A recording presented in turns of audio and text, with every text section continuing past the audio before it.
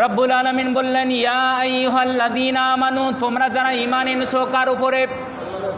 তোমরা যারা আল্লাহর উপরে ঈমান এনেছো, তোমরা যারা এক আল্লাহরে বিশ্বাস করো, আমার আল্লাহ বললেন কু আনফুসাকুম, তোমরা নিজেকে রক্ষা করো। নিজেকে কি করতে হবে? রক্ষা করতে হবে। এরপরে আল্লাহ তাআলা বললেন ওয়া আহলিকুম নার, শুধু নিজেকে রক্ষা করলে হবে না, তোমরা তোমাদের পরিবার পরিজন, তোমরা তোমাদের বংশধরের মধ্যে যে রোগগুলো আছে এই মানুষগুলোকেও তোমরা রক্ষা করো। কি করো? এবার প্রশ্ন হলো, আমরা নিজেদেরকে কিসের থেকে রক্ষা করব? আমাদের পরিবার পরিজন, স্ত্রী সন্তান, মা বাবা, বংশধর যারা আছে তাদেরকে আমরা কিসের থেকে রক্ষা করব? আল্লাহ তাআলা বললেন নার, আগুন থেকে রক্ষা করো। কিসের থেকে?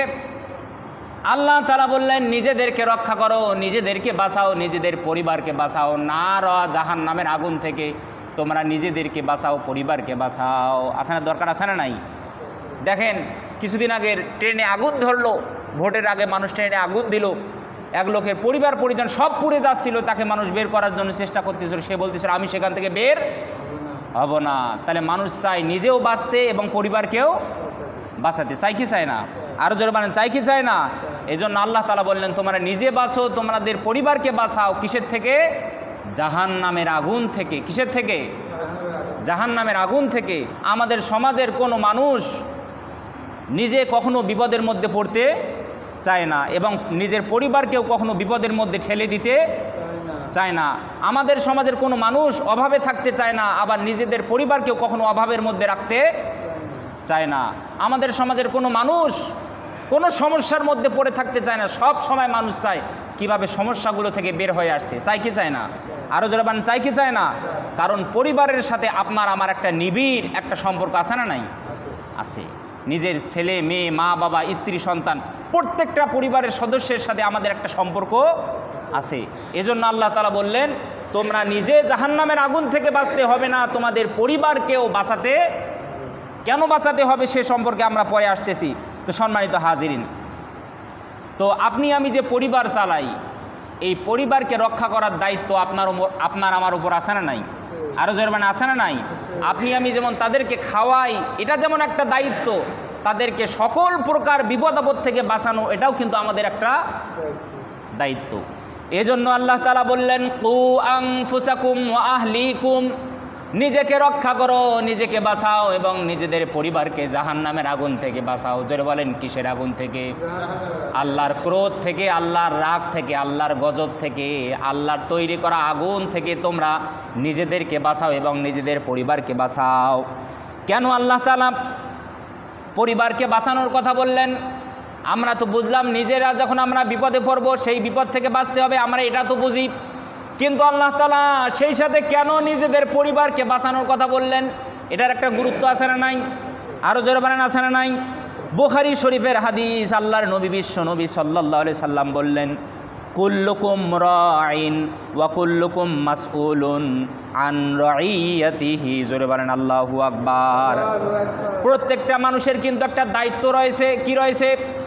আরও জোরে বলেন, প্রত্যেকটা মানুষের একটা কি রয়েছে? দায়িত্ব রয়েছে। ওয়া কুল্লুকুম মাসউলুন আন রাইয়াতিহি, এবং প্রত্যেকটা মানুষকে তার দায়িত্ব সম্পর্কে, তার কর্তব্য সম্পর্কে একদিন হিসাব দিতে হবে। কার কাছে? আল্লাহর কাছে হিসাব দিতে হবে। দেখেন, কোরআনের সাথে হাদিসের মিল আছে না নাই? আল্লাহ তাআলা বললেন নিজে বাঁচো, নিজেদের পরিবারকে জাহান্নামের আগুন থেকে বাঁচাও। আমরা আল্লাহরে জিজ্ঞাসা করলাম, ও আল্লাহ, নিজেকে তো বিপদ থেকে বাঁচাতে হয় সেটা আমরা জানি, কিন্তু নিজেদের পরিবারকে কেন আমরা বিপদ থেকে বাঁচাবো? সেই কথাটা বিশ্বনবী সাল্লাল্লাহু আলাইহি সাল্লাম বললেন, কারণ তোমাদের প্রত্যেকটা মানুষের দায়িত্ব কিন্তু পরিবারের উপরে আছে না নাই?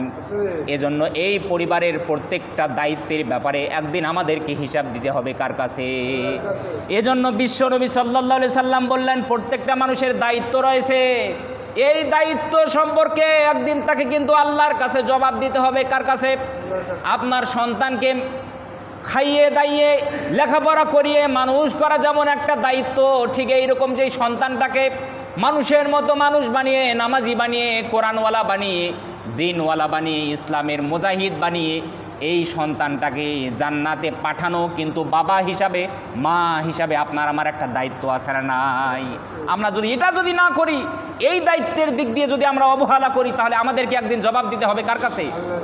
আমরা আজকে চাই সন্তানটা যেন মানুষের মতো মানুষ হয়, আমার সন্তানটা যেন বড় একটা চাকরি পায়, আমার সন্তানটা যেন ইঞ্জিনিয়ার হয়, ম্যাজিস্ট্রেট হয়, বড় বড় ডাক্তার হয়। আমরা কিন্তু এই দিক দিয়ে সবাই কিন্তু পাকা প্লেয়ার। কি পাকা প্লেয়ার, পাকা খেলোয়াড়। কিভাবে সন্তানকে বড় বড় মানুষ বানানো যাবে, তাহলে আমিও আমার সন্তানের গাড়ির পিছনের সিটে বসে থাকতে পারবো, এই চিন্তা আছে না নাই? আরো জোরবানে আছে না নাই? আমি আমার নেতার পিছনে যোগ দিব, তাহলে নেতাও দেখা যাবে রিলিফের চাউল, আপনার বিভিন্ন কার্ড আমারে দিবে, এরকম একটা চিন্তা ভাবনা আমাদের মাথায় আছে না নাই?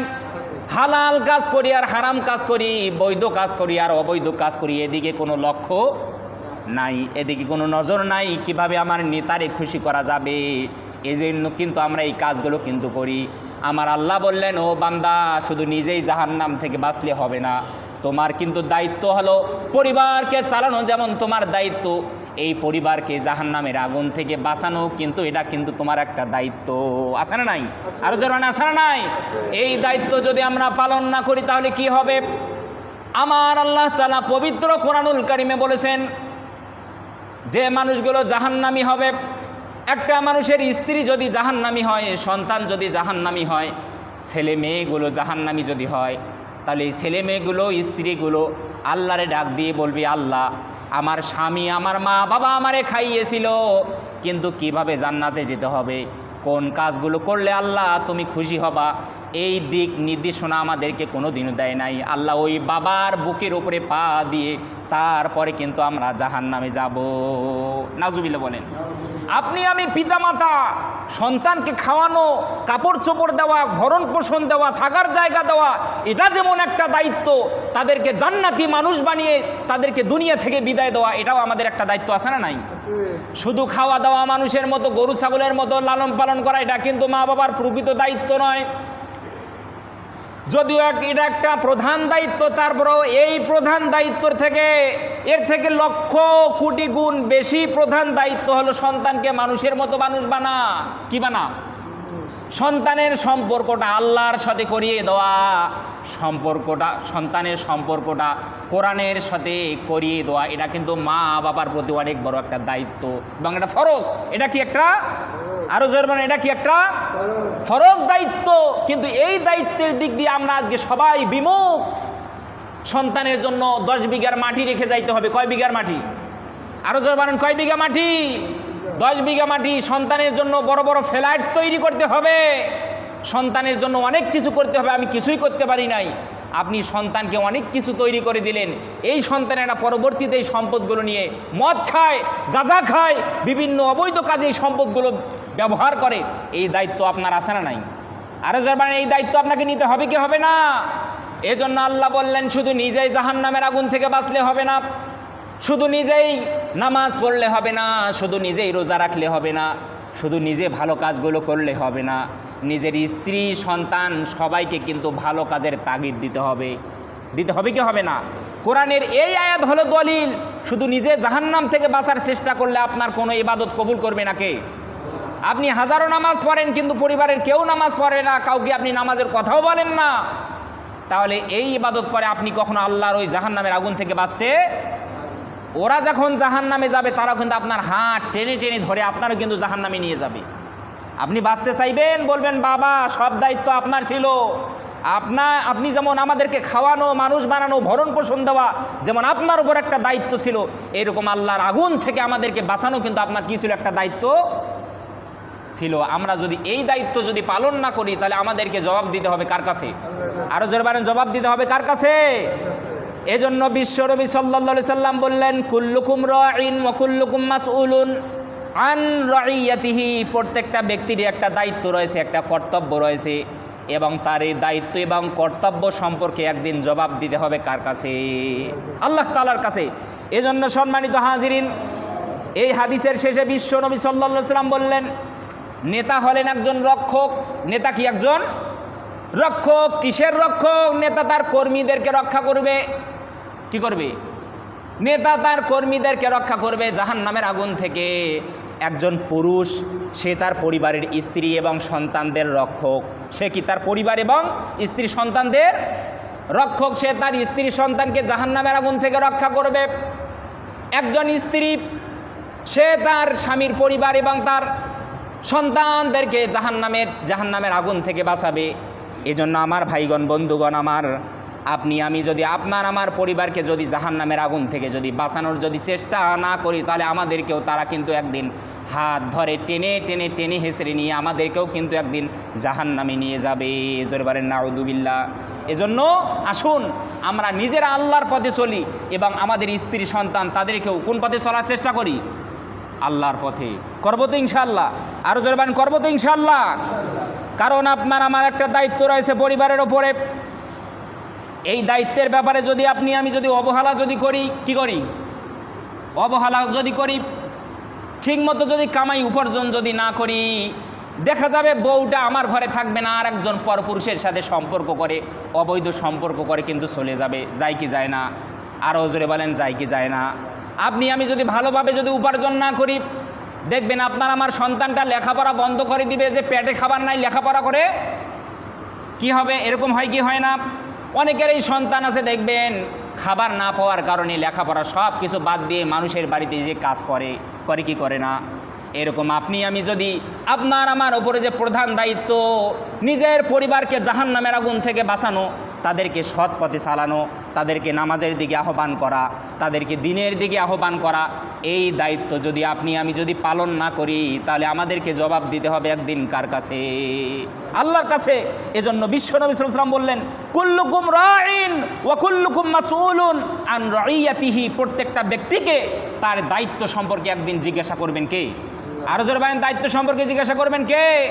পরিবারের বড় ছেলে হিসাবে আপনার পরিবারের দায়িত্ব হলো পরিবারের সবাইকে দ্বীনের পথে নিয়ে আসা। দায়িত্ব আছে না নাই? আপনি পরিবারের প্রধান সদস্য, বাবা হিসেবে আপনার দায়িত্ব হলো ছেলে মেয়ে স্ত্রী মা বাবা সবাইকে নামাজের কথা বলা। একটা দায়িত্ব আছে না নাই? আরো জোরে বলেন আছে না নাই?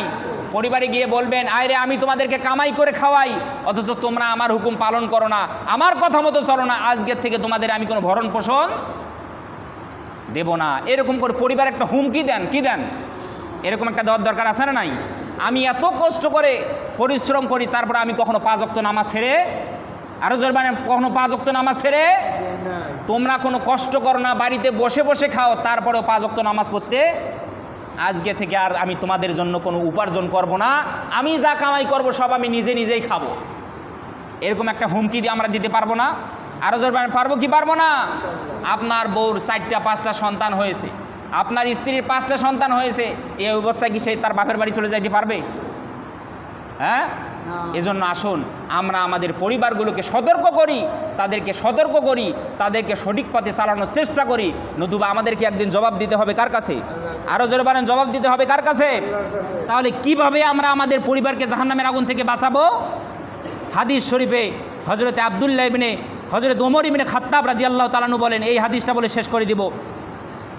তিনি জিজ্ঞাসা করলেন, ইয়া রাসূলুল্লাহ, বুঝলাম আমি নিজেকে জাহান্নামের আগুন থেকে বাঁচালাম, অর্থাৎ পাপ কাজ ছেড়ে দিলাম এবং যে কাজগুলো আল্লাহ করতে বলেছেন এই কাজগুলো করলাম, এর দ্বারা আমি জাহান্নামের আগুন থেকে বাঁচলাম, কিন্তু আমি আমার পরিবারকে কিভাবে জাহান্নামের আগুন থেকে বাঁচাবো? আমি ভালো কাজ করলাম, গোনার কাজ ছেড়ে দিলাম, যে কাজ আল্লাহ করতে বলেছে আমি ওই কাজ করলাম, আমি জাহান্নামের আগুন থেকে বাঁচলাম, কিন্তু আমি আমার পরিবারকে কিভাবে জাহান্নামের আগুন থেকে বাঁচাবো? জানার দরকার আছে না নাই? আরো জোরে বলেন, জানার দরকার আছে না নাই? বিশ্বনবী সাল্লাল্লাহু আলাইহি সাল্লাম বললেন, ও ওমর ইবনে খাত্তাব, শোনো, তোমাদেরকে যে কাজগুলো হতে নিষেধ করা হয়েছে, তোমাদেরকে যে কাজগুলো করতে নিষেধ করা হয়েছে, অর্থাৎ এই নিষেধটা দিয়েছেন কে? আরো জোরবার নিষেধটা করেছেন কে? যে কখনো নামাজ ছেড়ে দেওয়া, কখনো হারাম খাওয়া, কখনো অবৈধ পদে উপার্জন করা, কখনো অন্যের নামে মিথ্যা মামলা দেওয়া, কখনো নেতার পিছনে টাকার জন্য ছুটাছুটি করা। চাইতে হবে কার কাছে? আরো জোরবার চাইতে হবে কার কাছে? তোমাদেরকে যে কাজগুলো করার জন্য নিষেধ করা হয়েছে, তুমি তাদেরকেও এই কাজগুলো করার জন্য নিষেধ করো। কি করো? তাদেরকেও এই কাজগুলো করার জন্য। অনেক মানুষ দেখবেন সুদের টাকা খায় না, কিন্তু তার বউ সুদের টাকা খায়। আছে না নাই? আরো জোর মানে আছে না নাই? নিজে সুদ খায় না, কিন্তু সুদ খায় কে? নিজে সুদ খায় না, সুদ খায় ছেলে। নিজে সুদ খায় না, সুদ খায় মেয়ে। আছে না নাই? তুমি নিজেকে, তোমাকে যে কাজ থেকে বাধা দেওয়া হয়েছে, তুমি তোমার পরিবারকে ওই কাজ থেকে কি করো? বুঝা গেছে আমার কথা? এবং তোমাকে যে কাজগুলো করতে আদেশ করা হয়েছে, তুমি ওই কাজগুলো করো এবং তোমার পরিবারকে ওই কাজগুলো করার জন্য বাধ্য করো। কি করো? কি করো? বাধ্য করো। বাধ্য না করলে একদিন জবাব দিতে হবে কার কাছে? আল্লাহর কাছে।